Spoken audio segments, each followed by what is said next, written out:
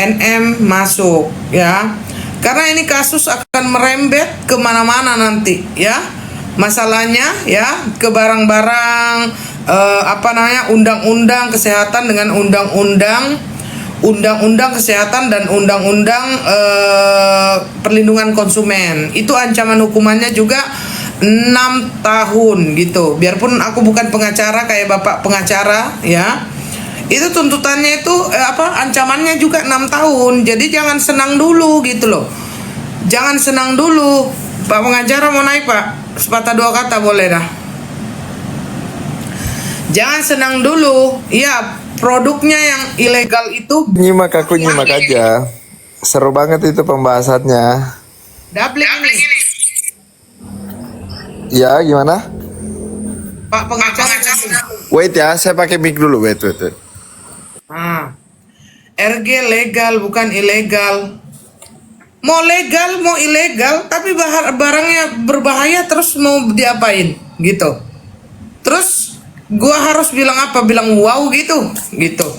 Mau legal mau ilegal, yang penting itu berarti ada sesuatu di situ gitu. Dan jangan senang dulu NM sekarang masukkan karena akan merembet kemana-mana.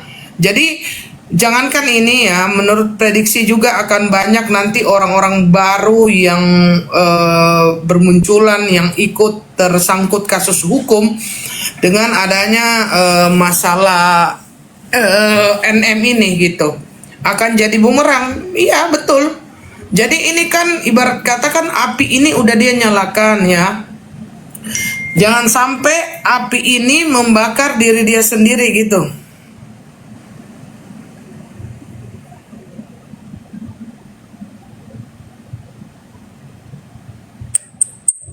Kalau jadi bumerang itu bisa berabe, Koiro. Ya. Karena ada impact kan yang harus dibuktikan kembali. Kalau misalnya bisa terbalik, faktanya ya harus hati-hati. Karena beban pembuktian ada sama yang menuduh kan. Iya. Jadi kalau bisa ditepis ya ada babak baru. Seru tuh. Gimana tadi? Koko datang gini nggak? Sidang Tidak. Niki. Rame banget tadi saya lihat. Nanti kalau kalau vonis atau gini. Kayaknya di pemeriksaan saksi itu yang seru. Ya. Nah, tadi juga mengantuk semua penduduk orang nggak datang juga atau orang. Iya. Kalau sidang emang yang seru itu pemeriksaan saksi atau kan itu masih agendanya paling pembacaan gugatan, habis itu jawaban bisa by e-court. Kalau one prestasi itu nanti kan ditunggu pas mediasinya itu. Gimana? Pas mediasi katanya Bang Fahmi. Iya, tapi kalau nggak dihadiri mediasinya sama aja. Boleh. Boleh nggak dihadiri 2 kali kan. Tapi mungkin adapun dihadiri diwakili oleh kuasa hukum, kemudian tidak menemui hasil ya lanjut. Terus pandangan hukumnya bagaimana Bang? Saya suruh naik lagi ya. Udah nggak dubbing kan? Tunggu Bang, doubling di sini. 2 suaranya ya saudara-saudara. Coba Bang, multi lagi Bang. Doubling kan, guys? Aku pun dengar doubling.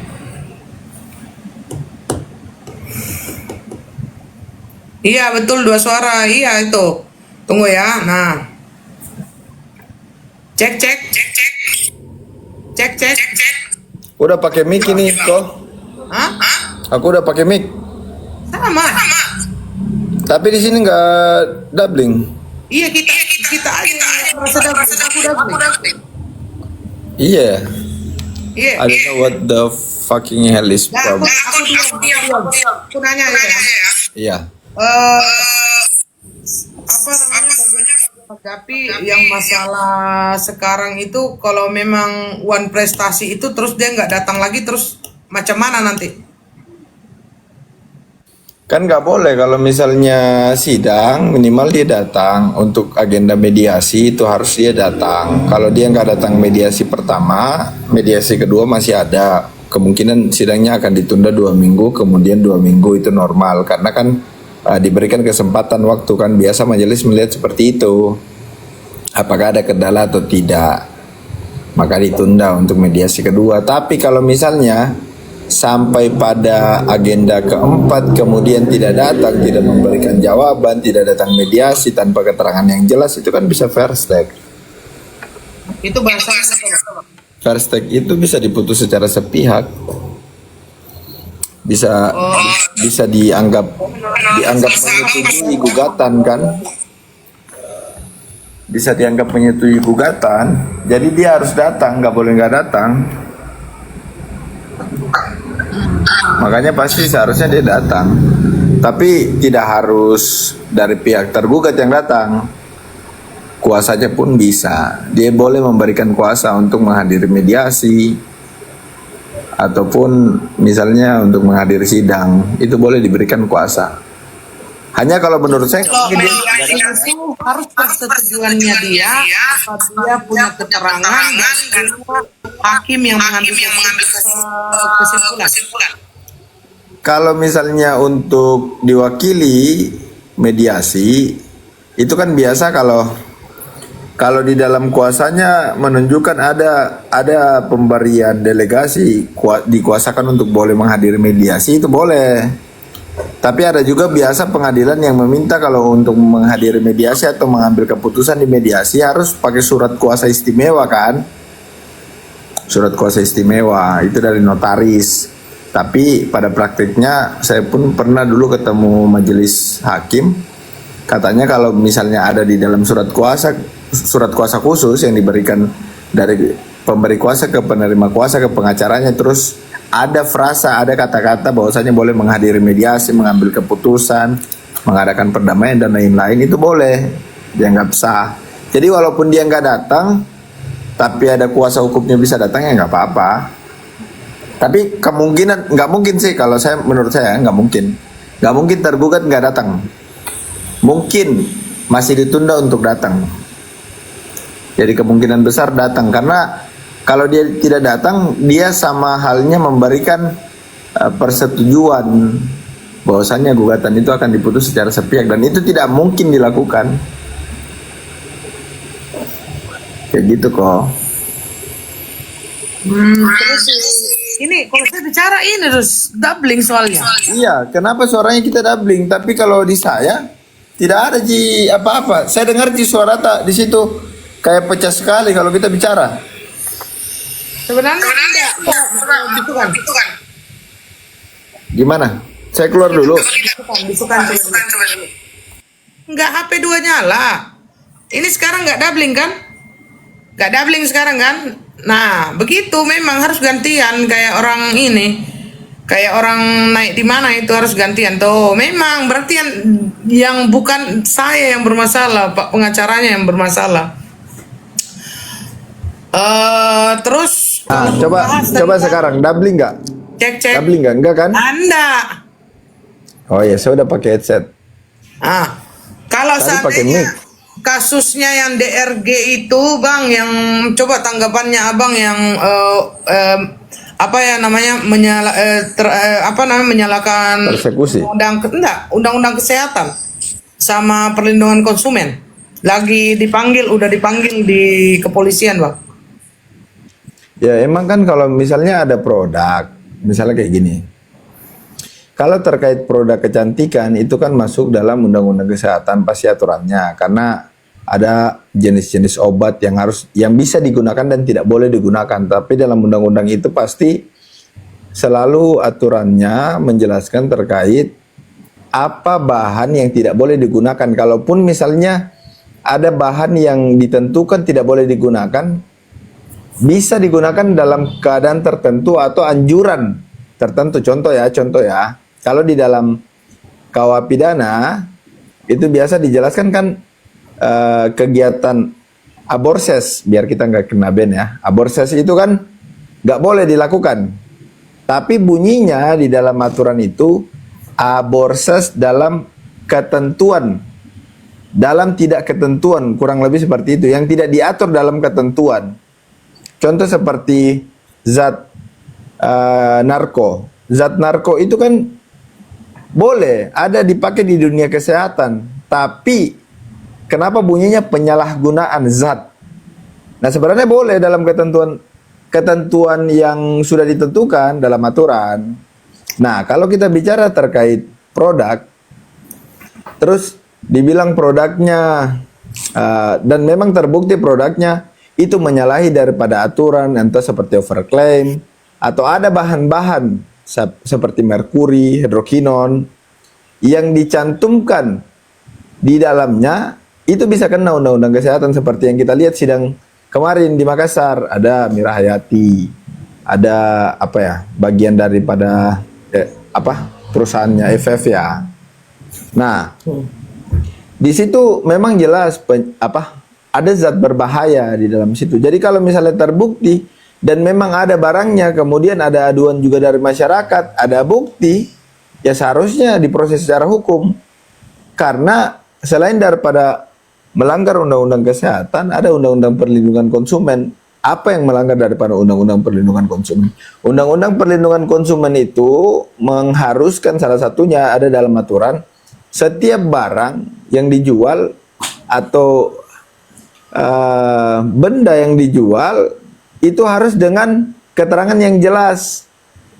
Contoh misalnya obat. Obat itu kan ada, biasa kita dapat keterangan harus digunakan dalam anjuran dokter. Benar kan? Ya. Tidak boleh digunakan tanpa anjuran dokter karena ada bahan-bahan keras. Jadi di dalam undang-undang perlindungan konsumen itu, konsumen wajib diberitahukan dengan keterangan-keterangan yang jelas, tidak boleh samar dan tidak boleh susah untuk didapatkan, sehingga ketika dia membeli barang dia mengetahui fungsi dan tidak membahayakan bagi konsumen. Kalau sebaliknya dilakukan oleh penjual dengan memberikan barang tersebut kemudian membahayakan undang-undang konsumen, bisa. Sama halnya contoh, saking dilindunginya konsumen itu kok, kalau misalnya kita belanja di Indomaret atau Alfa ya, atau di supermarket lah, kemudian terjadi selisih harga antara harga yang dipajang di rak, kemudian dengan harga yang ada di kasir. Sering itu. Misalnya harga di rak 20.000, harga di kasir ternyata Kalau harga obat 35. baru paling sering. Oh, di harganya 35.000. ya terus. Itu maka yang dipakai secara undang-undang perlindungan konsumen adalah harga yang terendah. Jadi nggak boleh kalau ada customer atau kalian misalnya penonton daripada sini atau Koko misalnya nanti belanja kemudian terjadi selisih harga, maka yang dipakai adalah harga yang terendah. Itu undang-undang perlindungan konsumen. Jadi kalau dia bilang, oh mohon maaf Pak, itu salah pasang labelnya 20.000, di sini 35, nggak bisa. Itu kesalahan kalian. Saya harus bayar 20.000 aja. Saking ketatnya undang-undang perlindungan konsumen itu menjaga konsumen itu agar tidak dirugikan. Sama kayak ada frasa kalau misalnya sudah membeli tidak boleh mengembalikan, nggak boleh. Kalau memang terbukti barangnya tidak layak pakai, kalau memang terbukti dengan petunjuk-petunjuk yang bisa dibuktikan bahwasanya memang barangnya tidak layak, tidak bisa dan memang rusak, itu boleh dikembalikan, nggak boleh ada kayak gitu. Sudah membeli nggak boleh dikembalikan, nggak boleh. Saking ketatnya undang-undang perlindungan konsumen. Jadi kalau pertanyaannya, kalau memang kita mau protes itu bisa kena dia ya. Iya bisa, makanya itu banyak pengusaha-pengusaha, itu bedanya kita di Indonesia pengusahanya sama di luar negeri. Kita masih banyak yang tidak mau memperhatikan hukum, yang mengejar kuantiti tapi tidak mengejar keamanannya dari segi legalitas. Padahal seluruh kegiatan yang ada di muka bumi ini diatur oleh hukum, mulai sebelum lahirnya orang sampai dengan matinya orang. Dari dalam kandungan pun itu udah kena aturan. Sampai di dalam tanah. Jadi kalau berdasarkan bukti ada jelas, kemudian bisa dibawakan saksi-saksinya, ada bukti-buktinya juga, ada bukti petunjuk, ya minimal 2 alat bukti dan laporan itu seharusnya bisa diproses. Sama dengan case, apa bedanya sama case di Makassar ini kan? MH dan yang lain-lain. Kayak gitu kok. Pertanyaan selanjutnya, ini analisa aja ya, perasaan atau analisa abang sebagai pengacara ya. Ini kan NM lagi berkasus kan, terus keluar lagi laporannya, ada seorang laporan konsumen lah untuk DRG ini. Apakah ini bisa dikategorikan bahwa diasumsikan apa diduga apa namanya serangan balik gitu? Atau memang karena masalahnya itu udah terekspos, jadi akhirnya si korban itu mau melaporkan DRG gitu bang? Siapa yang melaporkan? Orang lain atau NM? Orang lain, ini kayaknya orang lain pelapornya, ini kan korban ceritanya. Oh, jadi ada yang melaporkan DRG terkait skincare itu ya? Iya, korban. Dia korban ceritanya kan, katanya dia korban gitu. Apakah ini adalah serangan menurut feeling hukum? Apakah ini serangan balik atau ini hal yang biasa atau feelingnya itu apa? Kalau saya rasa tukaran kasus kan, maksudnya kalau misalkan NM bebas, masalah ini nggak akan keluar gitu loh. Jadi dua-dua aman, apa dua-dua hancur, apa bagaimana analisa hukumnya? Firasat hukum. Kalau misalnya kan begini, kalau kita bicara dulu tarik-tarikan kasus atau tukaran kasus begitu sehingga bisa damai. Kan biasanya begini, kalau kita lihat tarik tukaran kasus itu, mungkin masyarakat sering pahami seperti ini. Kalau misalnya ada orang berkelahi dua orang, sama-sama bonyok. Nah, si A langsung pergi melapor dengan laporan penganiayaan. Anggaplah ringan karena tidak bisa beraktivitas kan. Kemudian si B juga mendapati luka, dia juga ada luka, pukulan dari si A, dia juga melapor. Ya berdasarkan fakta emang sama-sama karena visum juga ada sama-sama. Akhirnya dua laporan itu jalan berbarengan, mereka ditahan bareng-bareng. Untuk bisa ketemu jalannya agar tidak sama-sama diproses maka damai. Nah itu dulu poinnya pertama kalau bicara tukar-menukar. Nah kalau pelapornya beda, walaupun ada NM urusan sama DRG itu nggak bisa ada intervensi dari NM karena NM bukan dia sebagai pelapor. Ya. Itu yang pertama. Kalau dibilang serangan balik sebenarnya kurang tepat juga dikatakan serangan balik karena seharusnya memang setiap customer di Indonesia, konsumen di Indonesia itu selalu harus memahami kalau ada produk abal-abal, produk yang membahayakan, produk yang bisa membuat gaduh para konsumen ini sehingga merugikan konsumen banyak, itu seharusnya memang dilaporkan. Apalagi mau di kepolisian kalau ada memang undang-undang yang mengatur dan masuk secara regulasi ataupun secara BPOM kalau misalnya dalam konteks kosmetik. Nah, pertanyaannya peran BPOM ini memang harus selalu dipertanyakan. Di mana, kenapa bisa keluar produk-produk seperti itu? Tapi mungkin mereka juga bilang ya kami tidak bisa mengawasi seluruh Indonesia ini. Mungkin dengan alasan seperti itu bisa jadi juga. Artinya tetap ada celah kan.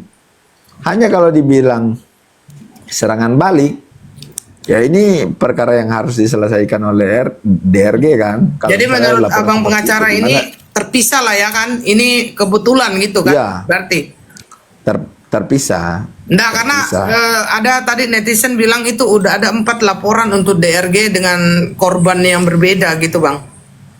Nah kalau sudah 4 pelapor itu seharusnya diatensi dong. Seharusnya diatensi. Mana kasus menurut pandangan abang itu yang lebih keras? Apakah menduga pemerasan itu atau yang kasusnya NM atau yang DRG ini yang harusnya cepat ditindak? Kalau misalnya kita bicara TPPU kan bisa belasan juga hukumannya. Kalau misalnya ini dari segi hukuman ya yang gue katakan. Ya dari segi hukum. Nah, kalau misalnya TPPU kan belasan juga, itu ada laporan dugaan tindak pidana TPPU juga untuk NM. Kalau misalnya undang-undang kesehatan bisa 15 tahun juga. Jadi sama-sama. Sama-sama berat itu karena dia masuk leg spesialis. Kalau TPPU sama dengan undang-undang kesehatan.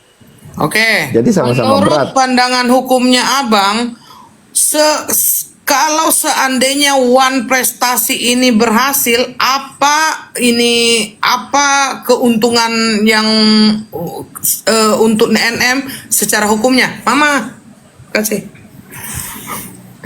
Kalau misalnya secara one prestasi ini dimenangkan oleh NM, berarti terbukti tidak ada hubungan pidana, ada hubungan perdata kan. Itu pertama, kalau di dalam putusan sidang gugatan perdatanya ini terbukti bahwasanya hubungan antara NM dan RG itu terjalin dan dinyatakan sah secara hukum, mempunyai kesepakatan walaupun secara lisan, itu berarti urusan perdata. Dikatakan memeras, gimana caranya memeras kalau ada putusan? Putusan itu kan ingkrah. Putusan itu kan hukum dan harus dilaksanakan. Tidak boleh diganggu gugat kecuali ada putusan pengadilan yang lebih tinggi di atasnya yang bisa membatalkan atau merubah. Contoh kalau dia banding. Jadi kalau misalnya dianggap sah secara hukum perdata, hubungan perdata, ya bagaimana bisa urusan perdata dimasukkan ke pidana, kan?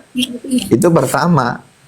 Yang kedua, keuntungannya NM ya ada kerugian material dan immaterial. Apa yang disita juga harus dikembalikan. Dan kerugian material dan immaterialnya NM yang sesuai daripada gugatannya Bang Fahmi, kakanda kita, itu harus dikembalikan dan harus dibayar. Menghukum, karena nanti pasti bunyinya menghukum tergugat untuk membayar kerugian immaterial. Walaupun kebanyakan immaterial itu sulit dan jarang diberikan 100%. Biasanya, Oh, jadi kalau misalkan kita minta 100M, bisa saja misalkan dikabulkan itu bisa jadi 50M, bisa jadi 20M gitu iya, kan? Ah. iya. Dan sangat jarang untuk dikabulkan. Biasanya dikabulkan cuma material. Maaf, Materialnya terus nggak kalau dikabulkan. seandainya dikabulkan 50M, terus si pelapor ini DRG nggak punya duit segitu, bagaimana terus urusannya? Kalau dia nggak punya duit, boleh disita aset sesuai daripada jumlah. Nah, Dimintakan untuk penyitaan. Tapi kalaupun anggaplah dia nggak punya aset, berarti kapanpun nanti putusan itu bisa tetap dilaksanakan sampai dengan dia bisa memenuhi kewajibannya. Maksudnya apa? Kalau dia nanti punya mobil, dia punya motor, dia punya rumah, dan diketahui masih ada sisanya, boleh disita. tidak ada Itu batasnya. putusan. Tidak ada batasnya. Sampai dengan di putusan itu yang ditentukan contoh 50M ya, sampai dengan 50M itu batasnya. Tapi maksudnya kalau dia Perhitungannya. berkilah bertahun-tahun sampai 10 tahun nggak ada uang, dia bagaimana? Ya kan bisa di tracking. Kan kita kalau lawyer kita punya kemampuan profiling. Contoh kayak saya.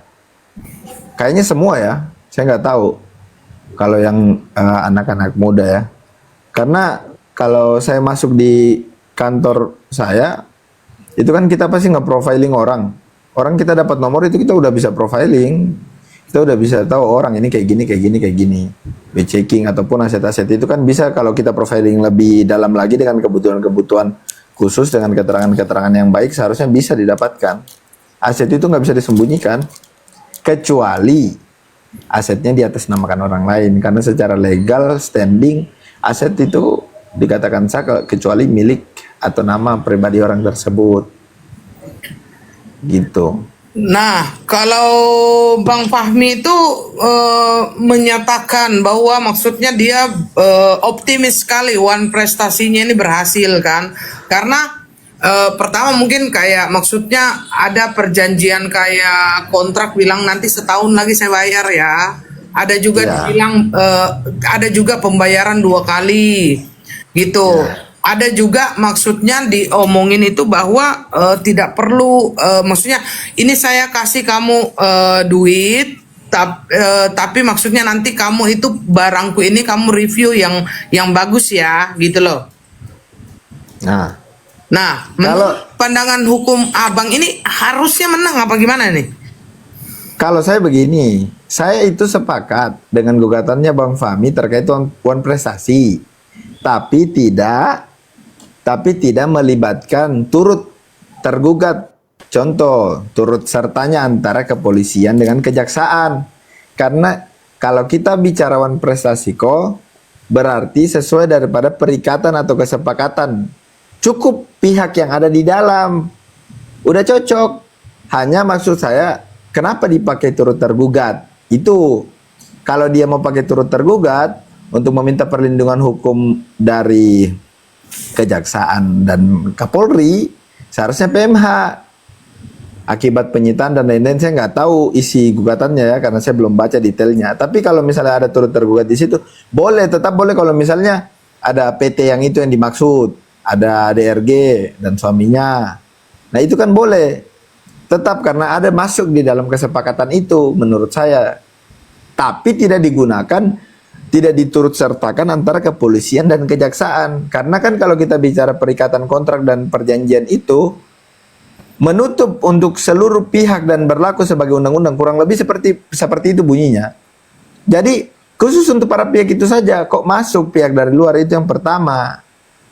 Jadi sudah sepakat saya kalau misalnya dia katakan perjanjian ada kesepakatan, ya seharusnya wan prestasi, tapi tidak ikut antara, kan nanti akan dipertanyakan sama majelis. Ada hubungan apa antara Kapolri sama kejaksaan ini dalam gugatan wan prestasi ini? Kalau gugatan wan prestasi berarti ada perikatan kontrak atau perjanjian